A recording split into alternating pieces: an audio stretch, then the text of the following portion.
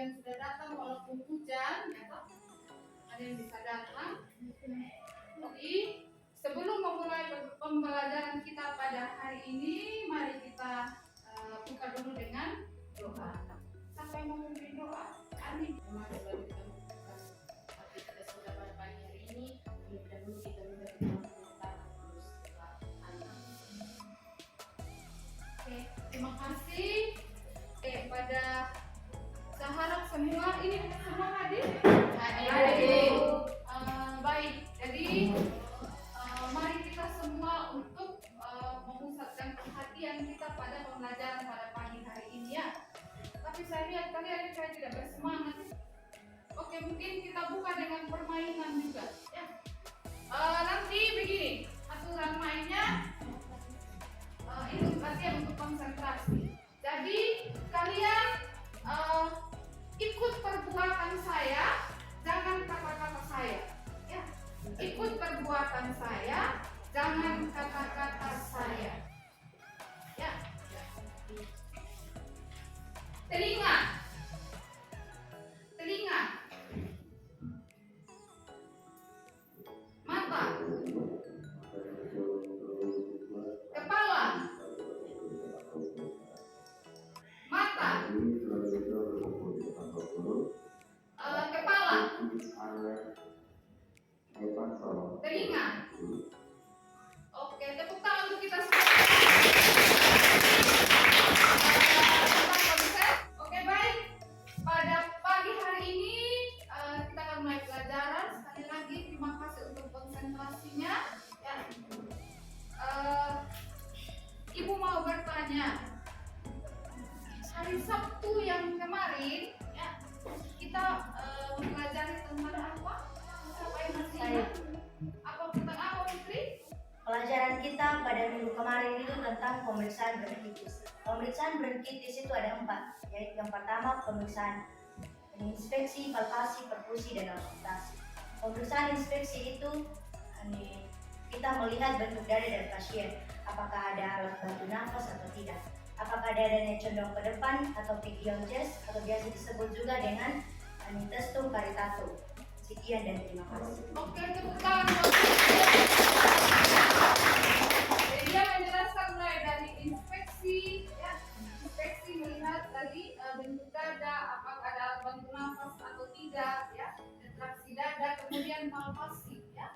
Dia juga menjelaskan tentang vokal frenix, jadi suara yang dihasilkan dari getaran yang dihasilkan itu harus kanan dan kiri harus seimbang. Dada bagian anterior maupun dada bagian posterior. Kemudian juga tadi perkusi yang dilupa adalah suara perkusi normal itu apa? Sono. Ya. Kemudian auskultasi tadi, ya. Auskultasi untuk mendengarkan suara nafas normal dan tidak lemah. Ya, suara nafas normal apa? Vesikuler ya.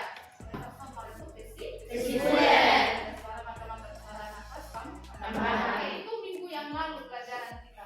Pada pagi hari ini yang kita akan masuk pada pembahasan tentang penyakit limfadema. Ya. Jadi penyakit ini sangat unik. Ya. Kemarin Ibu sudah memberitahu kalian untuk mempelajari tentang apa itu limfedema, ya. Siapa yang bisa menjelaskan ke saya? Mungkin yang kalian baca-baca dengan PowerPoint yang saya berikan bisa menjelaskan limfedema itu apa? Ayo Eda. Baik, limfedema itu merupakan kondisi pengumpulan cairan limfe di jaringan tubuh. Oke, tepuk tangan.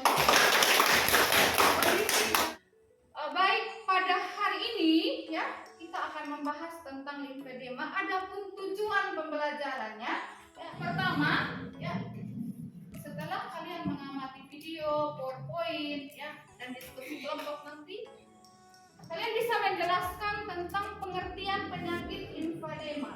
Ya, kemudian juga yang kedua bisa menjelaskan tentang anatomi dan fisiologi sistem limfatik. Ya.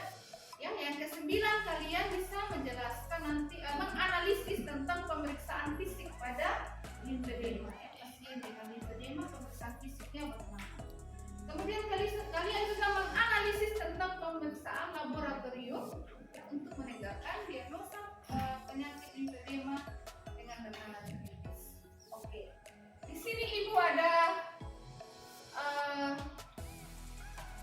gambar anatomi ya dari sistem limfatik. Ya. Ini bukan hal yang baru lagi karena di kelas 10 kalian sudah paham ini tentang anatomi sistem limfatik. Ya.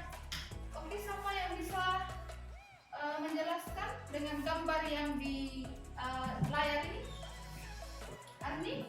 Jadi dari gambar ini kita melihat bahwa ada anatomi sistem limfatik yang digambarkan.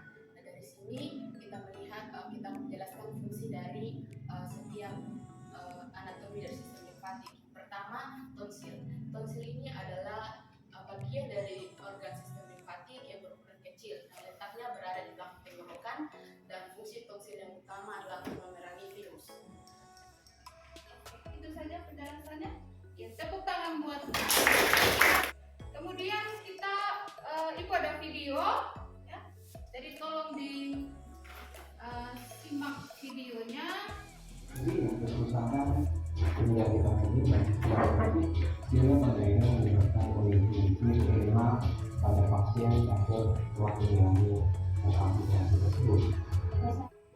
Jadi dari video tadi, ya, yang kalian nonton, kalian informasi apa yang kalian dapat dari sini? Siapa? Bisa angkat tangan? Nona? Apa Nona? Apa Arni?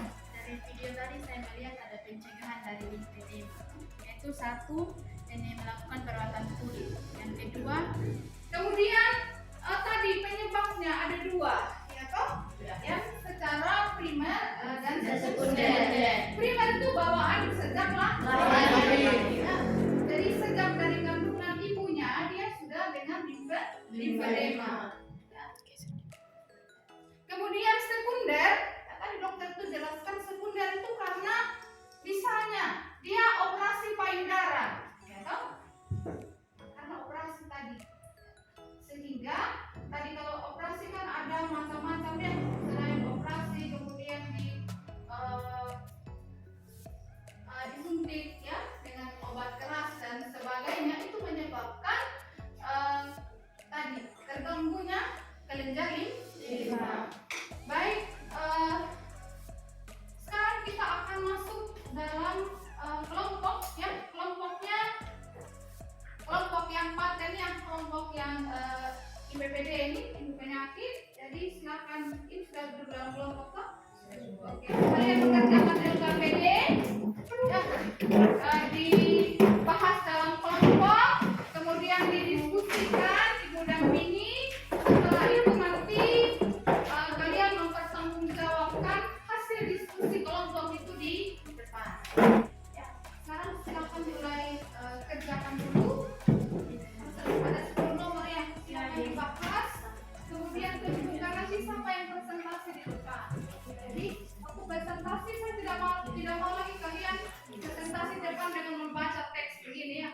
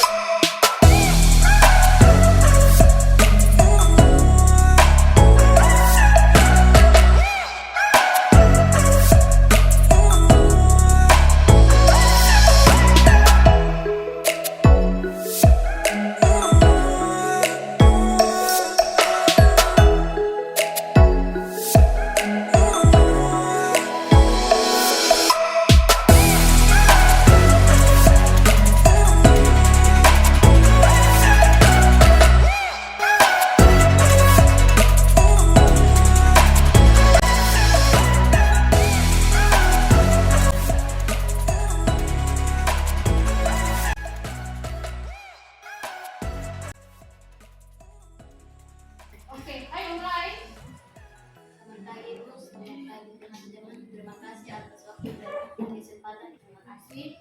Akan berkelompok satu akan menjelaskan soal yang pertama, jelaskan anatomi fisiologi sistem limfatik. Nah, anatomi fisiologi sistem limfatik yang pertama ada peta bening atau biasa disebut dengan cairan limfatik. Oke, itu presentasi dari kelompok 1. Tepuk tangan buat mereka. Dengan Ibu selamat pagi teman-teman. Terima kasih atas waktu yang diberikan. Yang pertama itu lymphedema dibagi menjadi 2 kategori, yaitu lymphedema primer dan sekunder. Tepuk tangan buat. Kelompok 3 maju. Kepada pemateri saya persilakan. Jelaskan dengan kritis klasifikasi limfadema. Jadi, klasifikasi limfadema dibagi atas 3 tahap. Jadi, tahap yang pertama adalah tahap yang paling ringan. Biasanya tangan dan kaki akan Tepuk tangan buat. Selamat pagi teman-teman, selamat pagi Ibu. Lagi, mana akan menjelaskan tentang kritis pencegahan penyakit limfadema. Pencegahan dan penanganan limfadema yang kedua itu Tepuk tangan buat kelompok. Oke, sudah lengkap ya. Jadi sudah 5 kelompok kirim dalam bentuk PDF. Jadi 5 kelompok sudah. Sekarang kita masuk pada kesimpulan.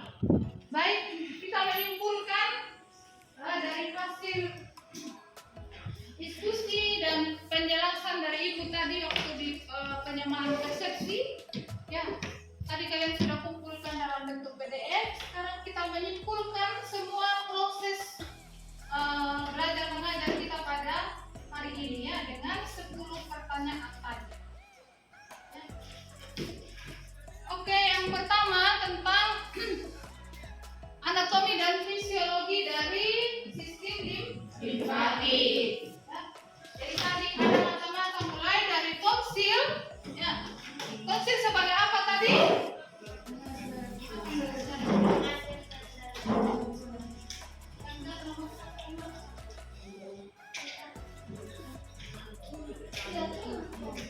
Oke, tonsil sebagai pertahanan tubuh yang paling depan dia yang menyaring sesuatu kalau masuk. Ya.